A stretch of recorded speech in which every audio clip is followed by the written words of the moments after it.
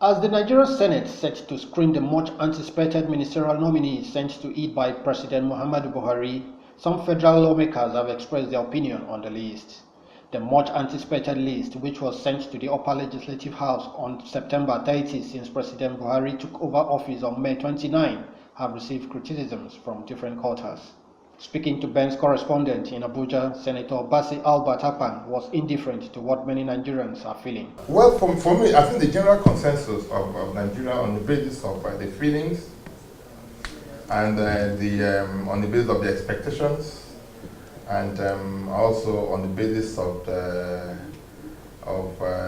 ensuring a robust cabinet. I think the feelings of Nigeria is that of disappointment and disillusion because of the nature, the quality, and the composition of the list so far submitted. In my own opinion, I don't see the reason why is a character who actually served as a minister in 1983, for example, who was screened by a Senate President's father as the leader of the Senate at that time, is now appearing before the sun as a Senate President after 37 or 38 years.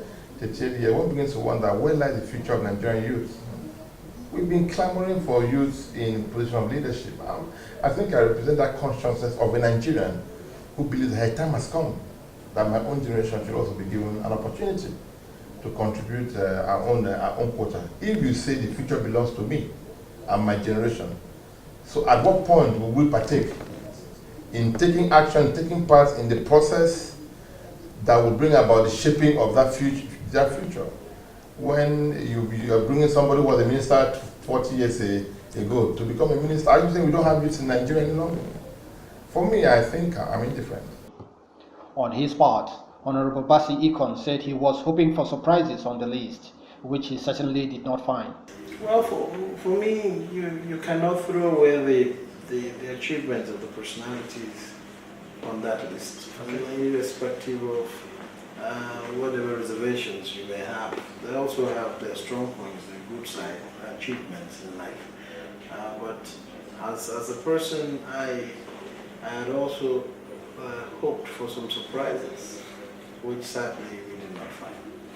We had hoped for some surprises in view of the time that has taken to now bring the list. The Senate will on Tuesday, 13 October, begins the screening of the nominees. Awesome Raffle, Ben Television.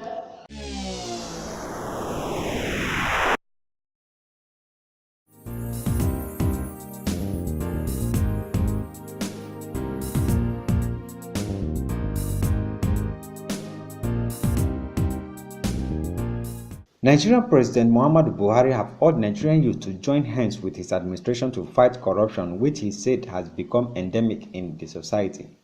The president made this known at a symposium on corruption and natural development organized by the Youth Success Institute in Abuja. The president, who was represented by the Permanent Secretary, Federal Minister of Special Duty and Intergovernmental Affairs, Jamila Shuara, said government is committed to fight corruption in its totality and admonished the youths not to support those who misappropriate the commonwealth entrusted into their care. If you understand what government has done, first, they have mobilized in all of us the need for a change in our behavior and attitude. First, to corruption. Secondly, government is holding everyone accountable for their action. So this is a very good thing. We bring to the idea the cases of people that have made it in life without being corrupt. That is very important.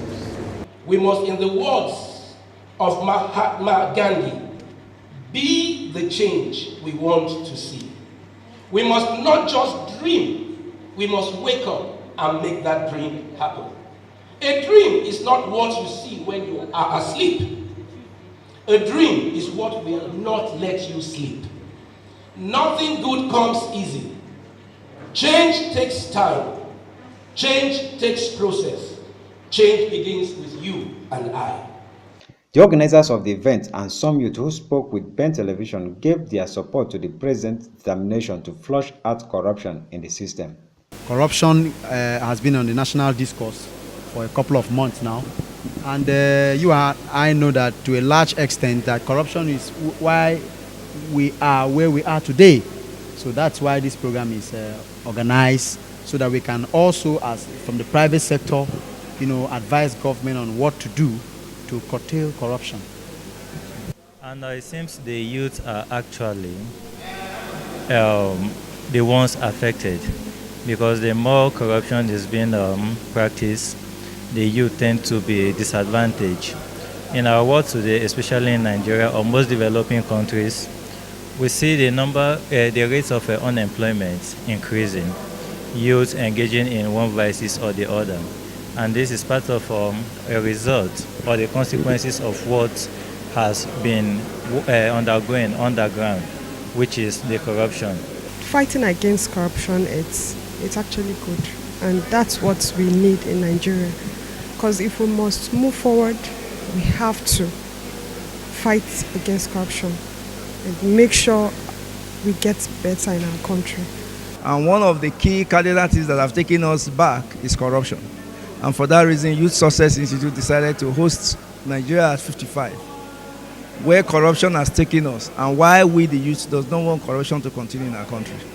In 2014, in the Corruption Perception Index conducted by Transparency International, Nigeria ranked 136 out of a survey of 175 countries that are most corrupt, though the present administration is doing everything possible to reduce corruption to zero level. From Abuja, LM Chukwemeka reports.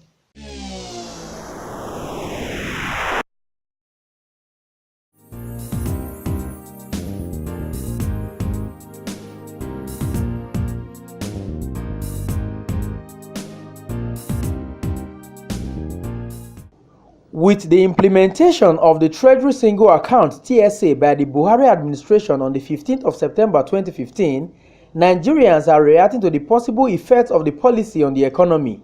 While some say it will curb corruption, others believe it will cripple the private sector, which is supposed to be the hub of any economy. A cross-section of Nigerians and lawmakers, while commending the government for the initiative, also called for caution.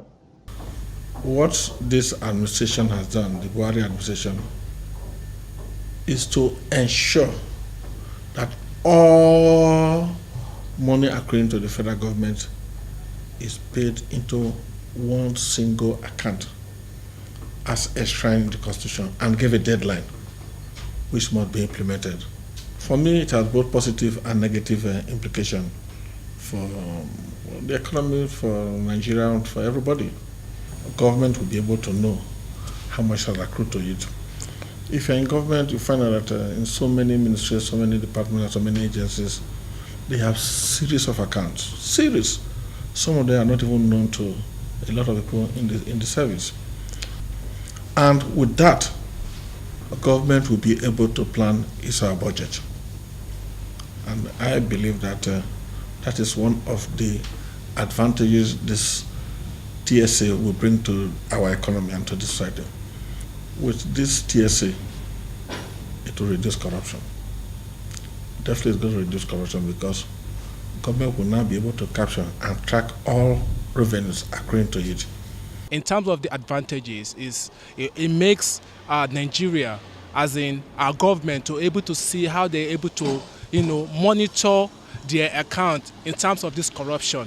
So this will make them to able to know how to manage their money. It would not make them to embezzlement. I don't see any panic in it, but it only is going to reduce the dubious nature of our ministries and MDAs, because you can have one ministry having 50 accounts with bank A, B, C, D, and F with different banks. It will help to minimize the looting of some treasury in the country.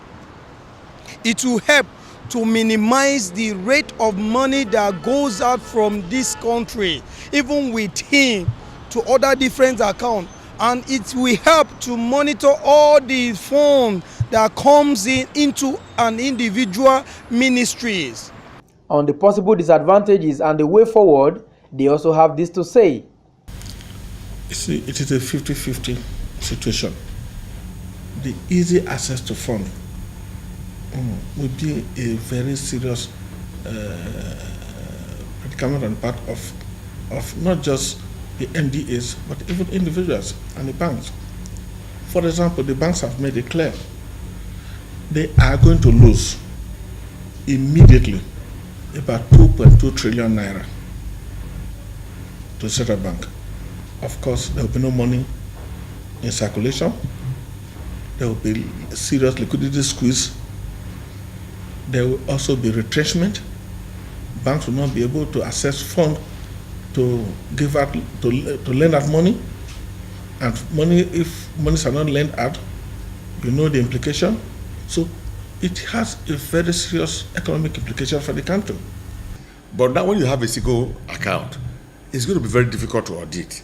So we think that what government needed to do first would be to train people, maybe have a good software that can distinguish which person is paying this money or not paying this money. But I think that it's going to be a very difficult thing to be able to operate one single account around the country. The only worry we have is that the decision was too sudden. It was too sudden, and I wonder if it's going to achieve the aim that it's intended to achieve. If it achieves that aim, we will be happy because we want corruption to be reduced, corruption to be curbed. But a situation where the whole money in the country from different are paid into one account, it may bring further corruption. I know that as this account is going to be operated, the difficulties will come out very clearly. And if they find out that they cannot continue with it, they will discontinue it. But we as legislators will represent people. Whatever mistakes that are made, of course, affects the whole country and affects our people. But it's going to be difficult for us to do until the account has been operated for some time. It will not make the private sector, like the banks, to also have, the way for them to be able to work. The only disadvantage I will look at it is maybe a situation whereby one particular person is signatory to that account. Maybe something might happen where they needed to use money for something and he refused to sign because he's the only person signatory to that account. That will be the only disadvantage of that single treasury account. As at 4 p.m. on the 14th of September 2015, the deadline given to all MDAs of government to switch into the treasury single account has elapsed. That means from that day, every government agency is to operate with only one account. The question is, how will the economy now operate? Already there are cases of people losing their job. There are cases of panic between the commercial banks who are saying so much money has been taken away from them. You have heard Nigerians speak, some expressing their fears from the informed angle, while others are just scratching the topic at the surface. Let us see what will happen after about 30 days. From the Federal Secretariat in Abuja, Nigeria, I am Festus Ejiroga Nefifen for Ben Television.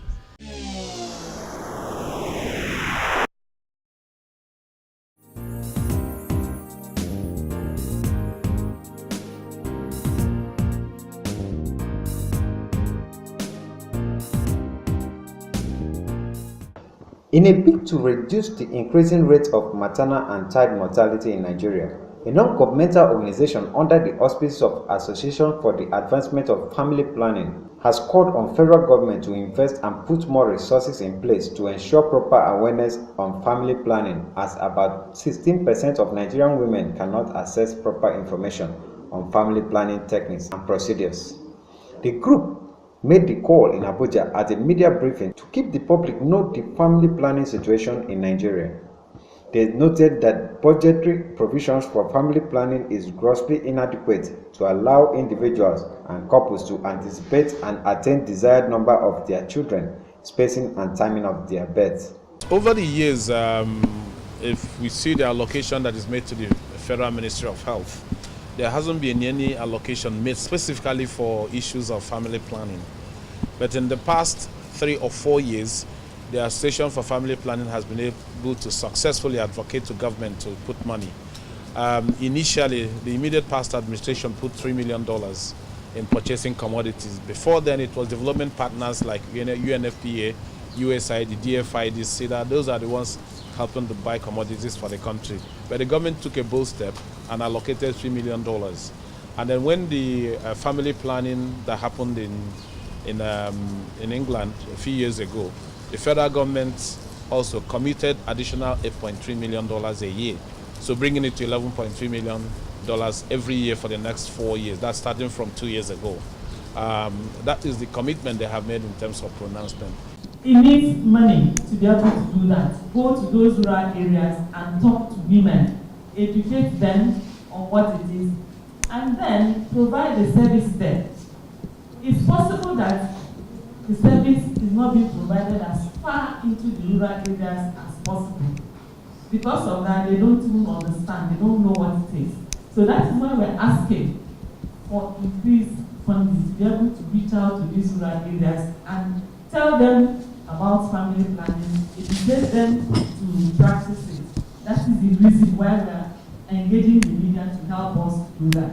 Dr. Ejike Oji and other speakers at the event expressed worries over low level of contraceptive use, which contributes to Nigeria's poor maternal and child health status. So it's our responsibility that we have a method, we have a way, and there's a strategy that we can use in order to do that. But our government has to vote for the life of women by providing the resources that is required. We cannot, as a people in a country, continue to depending on other people and other parts of the world to come and save the lives of our people. So that's going to be a challenge or barrier. When we continue to create demand, then the service solution also fell, all the commodities of life also cut. So we need to work together, and the agent that will actualize this dream is you guys, the media. So that's why we are here. Family planning, I want to emphasize from experience, from reporting health for more than 25 years, that we should push it as a development agenda, not as something that is coming to stop you from having children. No, it is to make the mother even healthier. If you space your children, there's the possibility that you will live longer and the children will enjoy it. Family planning is critical for the woman. The woman feels as soon as she has her baby, and 6 weeks after baby, she is ready for the different times she should be given information. She should go to the nearest health center and have information on the right type of family planning. Nigeria currently occupies the top position of the most populous country in Africa with a population of over 175 million people and ranks as the 10th most populous in the world. From Abuja, LM Chukwemeka reports.